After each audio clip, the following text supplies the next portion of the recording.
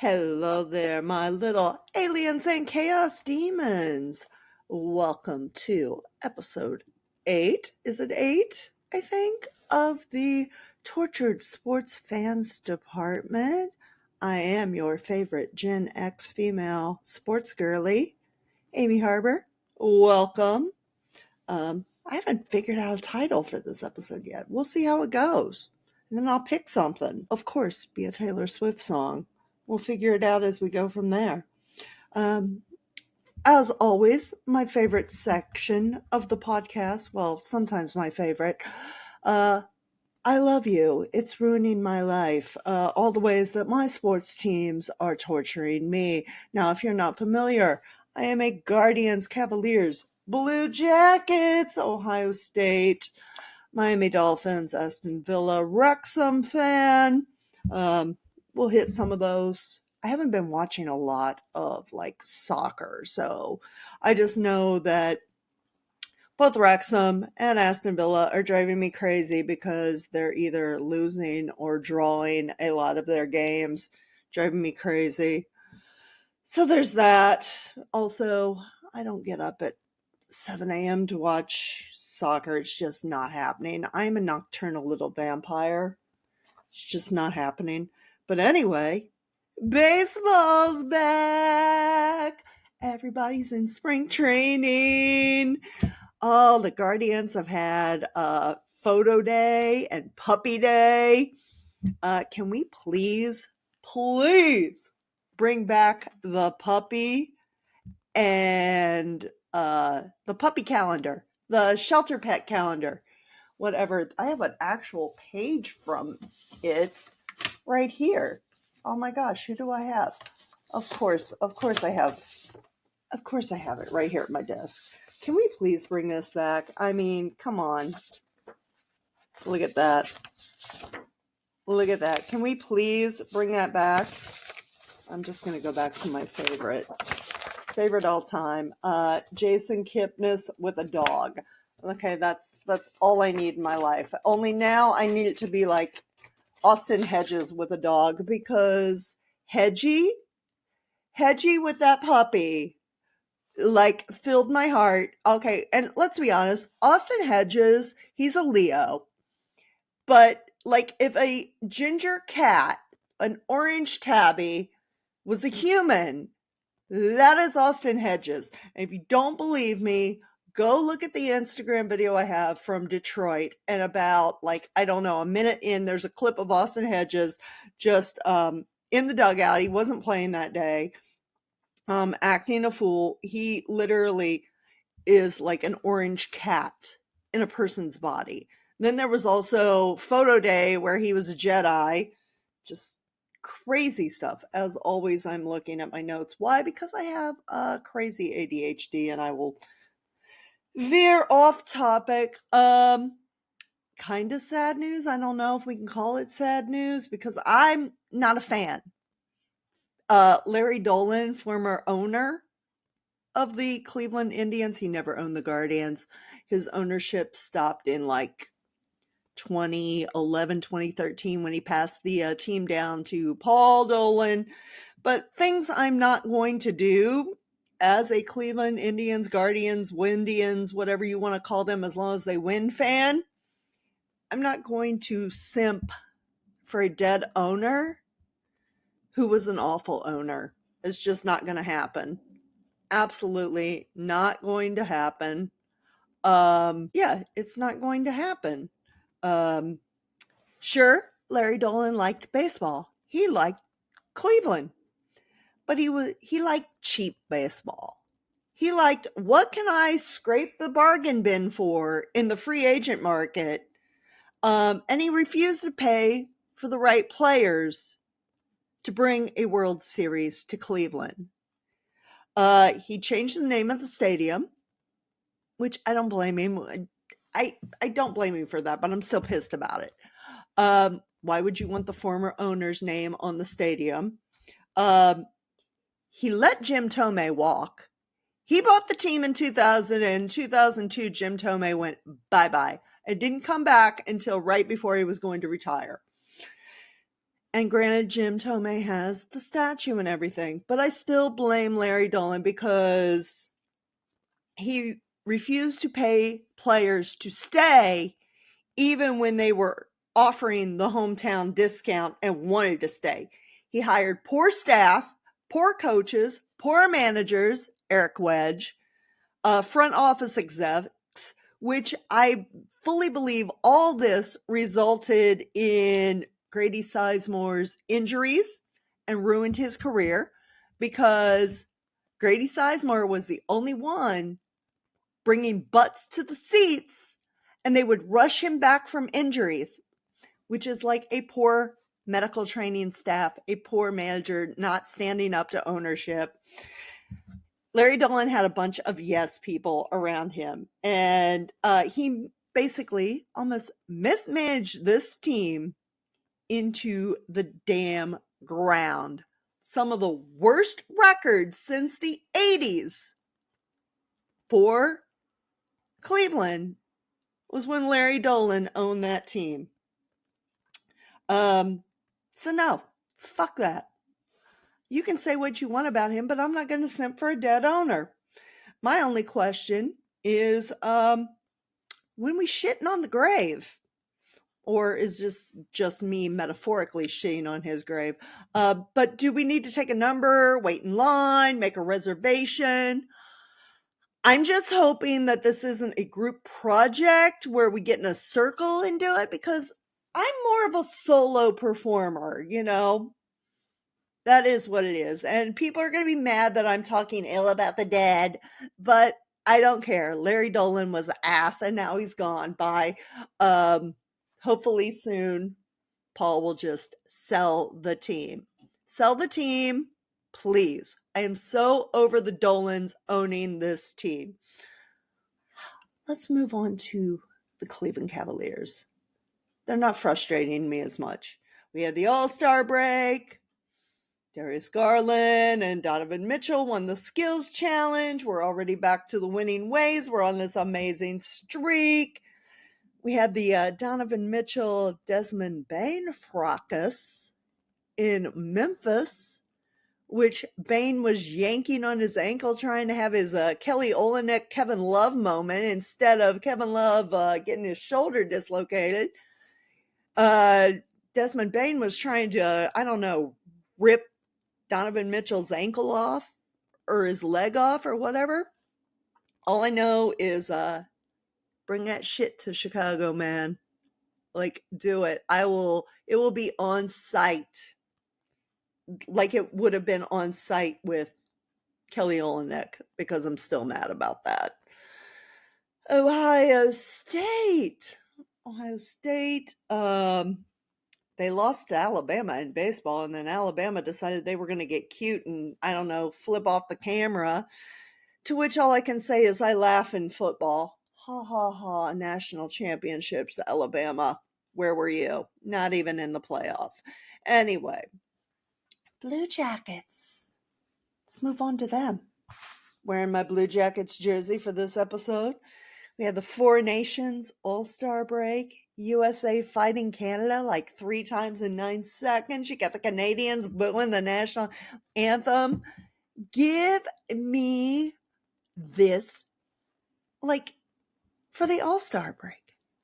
I dared to even say, give it to me for baseball. Give me the USA versus the world or something. And I'm conflicted between country and what's right, because don't get me wrong, I enjoyed watching Canada win that game, especially after dumb fuck Cheeto, who's doing whatever in this country with our government, not to make this shit political, but you can't run around saying that you're going to make Canada the 51st state and have them not get pissed. So I'm all for Canada celebrating like a motherfucker. And, if you don't agree with that, I don't care.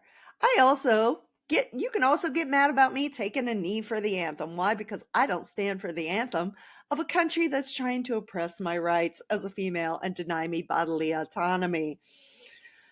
I'm very angry about things. the Miami Dolphins. I don't know if anybody's familiar with the Richie Incognito, Jonathan Martin mess.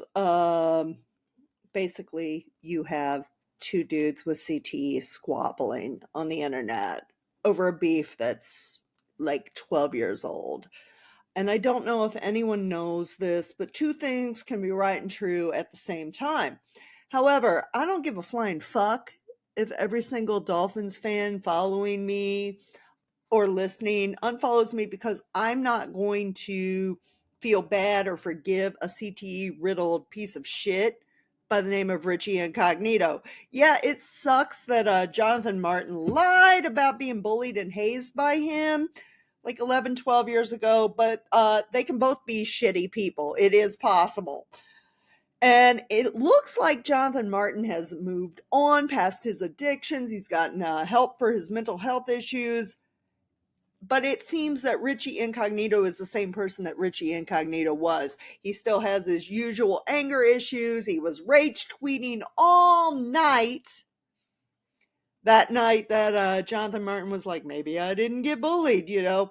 What's gross is that some Dolphins fans are just simply forgiving Richie, kissing his ass. They want to forget all the shitty things that he's done, even since he was a high school and college football player.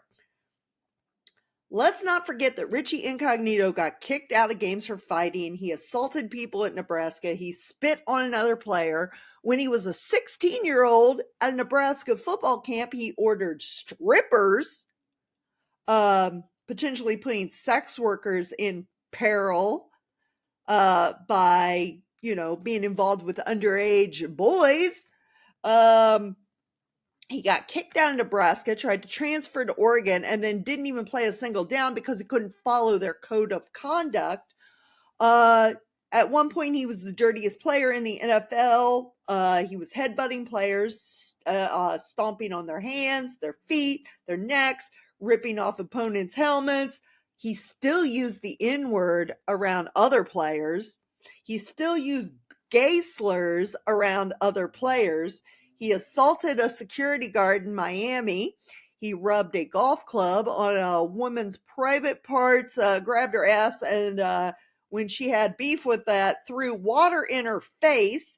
He threatened to shoot up a funeral home to get possession of his father's body so that he could desecrate and decapitate it, because supposedly his father wanted his head donated to science.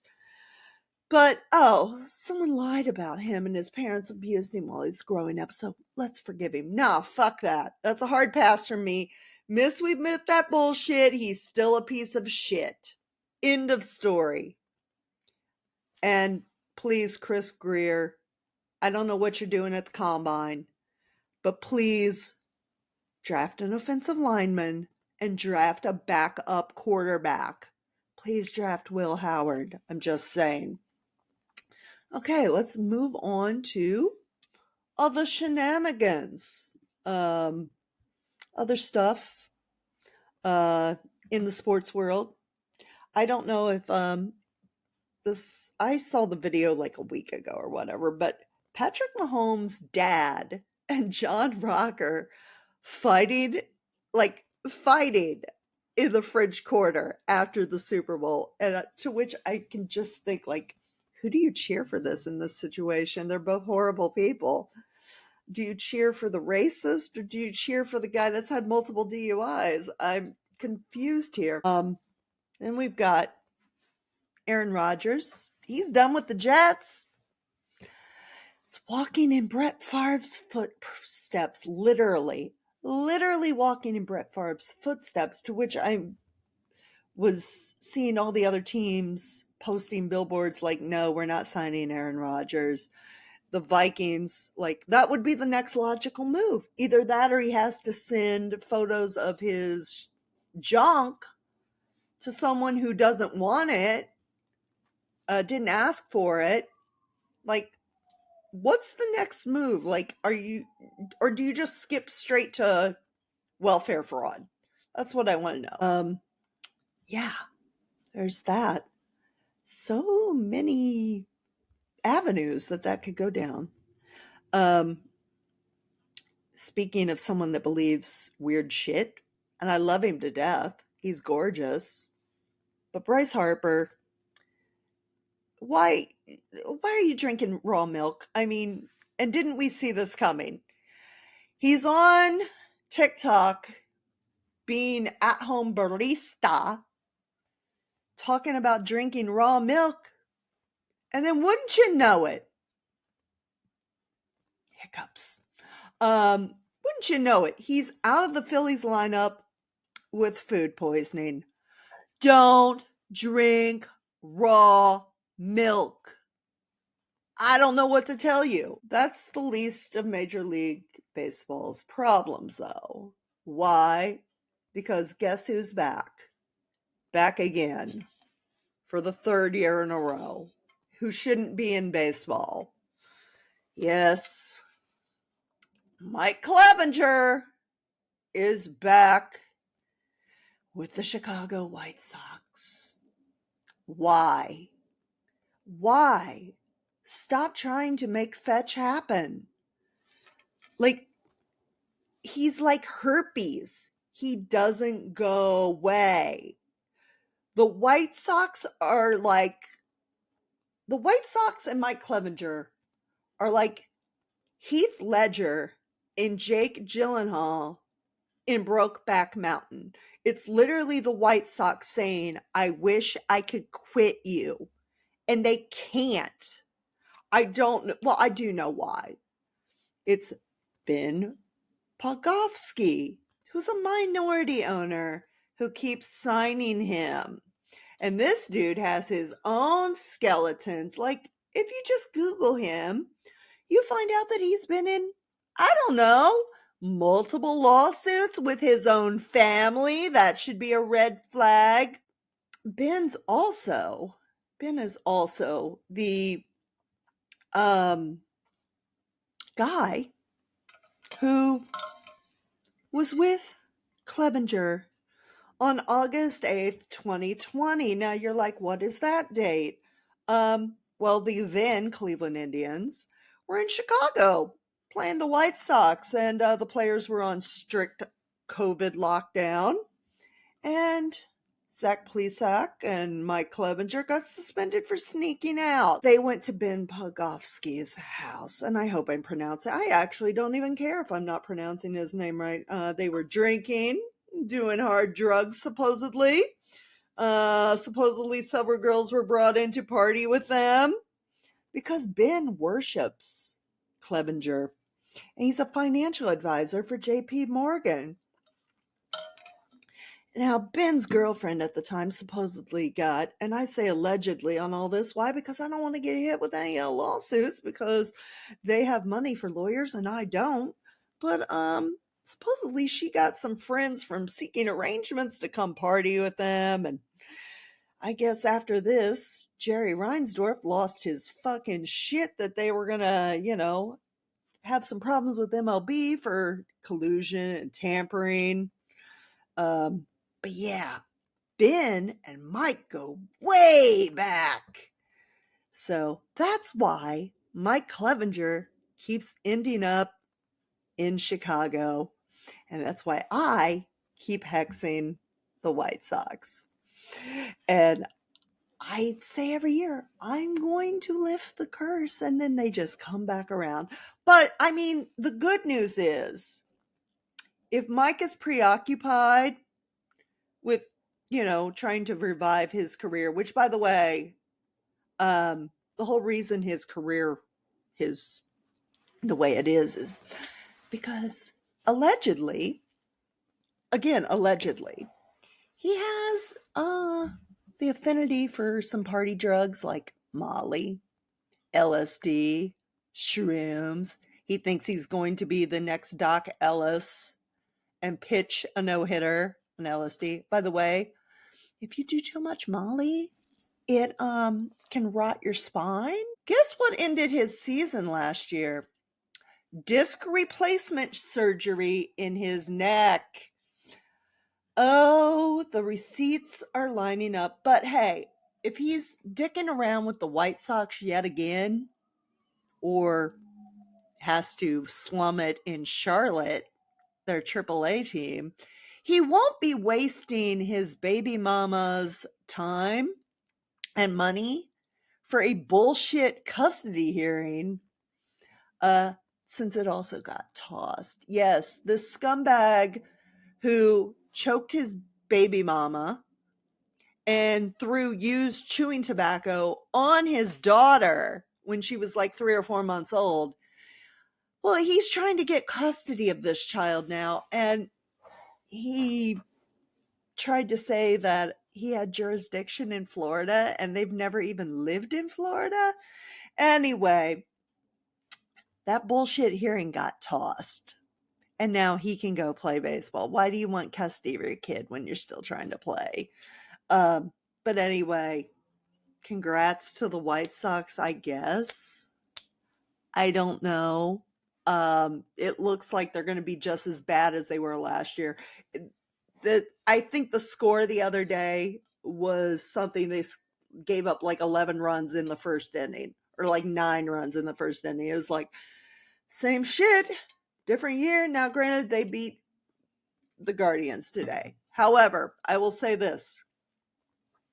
There's a difference losing spring training games when you're just trying to see, where the pieces need to fall, and then actually trying to win spring training games and you're still losing them. That's the difference between the Guardians and the White Sox, who are down on the bottom.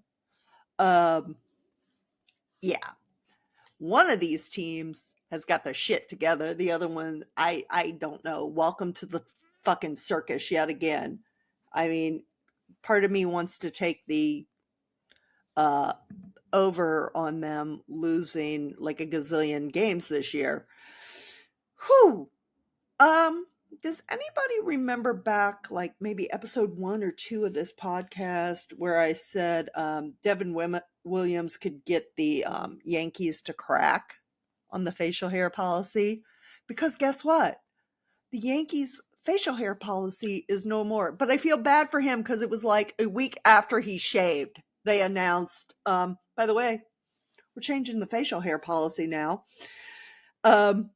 I bet you he is so damn pissed. And also, I don't remember if I've talked about how I hexed the Yankees. I left some things buried on the grounds of Yankee Stadium after the Yankees eliminated the Guardians last year, which I do kind of feel bad because now Carlos Carrasco is in the Yankees organization. But Giancarlo Stanton's having some tennis elbow in both elbows, and I was like, the curse is cursing. Yeah. So there's that with the Yankees. The curse is cursing, apparently. Let's move on to some college basketball. Illinois raised a jersey upside down. They retired the jersey. And then they lost the game as well. Now, I have to say that that was hilarious because there goes Terrence Shannon Jr.'s jersey upside down. But he was a good sport about it. Very good sport about it. He was making the most of the mishap. He printed shirts that say, when life has you upside down, turn it around. And that says that on the back, I believe. And then the front is the jersey being hung upside down. And he's selling these shirts, and all the proceeds are going to a local boys and girls club in Champaign. This is purely the definition of, when life gives you lemons, make lemonade, because he's definitely, he's got a smile on his face in the photo. And I love that he just took this moment where he could have been pissed at Illinois and everything. And he's like, hey, let's turn this into a good opportunity. And kudos to him for having a sense of humor, because that's great. And now the Boys and Girls Club is going to benefit that. Let's end this episode with, it's now 16 women with charges or claims, allegedly, against Justin Tucker. 16. The man is basically white Deshaun Watson. Like, what is it with y'all and the massage therapist? I don't get it. I get my massage, I'm not like, hey, let's, happy ending this shit. And what's wrong? Why are they all in the AFC North? Like, is it something in the AFC North water? I just want to know. But ladies, I'm specifically talking to Amanda Tucker, Justin's wife. Y'all need to stop enabling and apologizing for these abusers. I understand you want to stand by your husband, but let's be honest. The real thing is you don't want to give up your lifestyle that you've grown accustomed to. You want to secure that bag. And if you divorce them, you might not be getting that money. But I need you ladies to stop enabling and apologizing for your men and their shitty behavior. That is it. Anyway, that is the Tortured Sports Fans Department for this week. We're going to try to get them out every 7 to 10 days. Last episode was kind of heavy, so I need a little break. And I've been busy with other projects. Anyway, you can find us on Twitter at Amy Harbor, at TSFD Pod. Instagram is Amy D. Harbor, Harber, or at Tortured Sports Fans Department, DEPT. We shortened it. TikTok's at Amy Harbor. YouTube's Amercat. Oh, the Twitter's also the same as the Blue Sky X, whatever you're calling it. Anyway, we will see you next time, my little aliens and chaos demons. And yeah, keep sporting.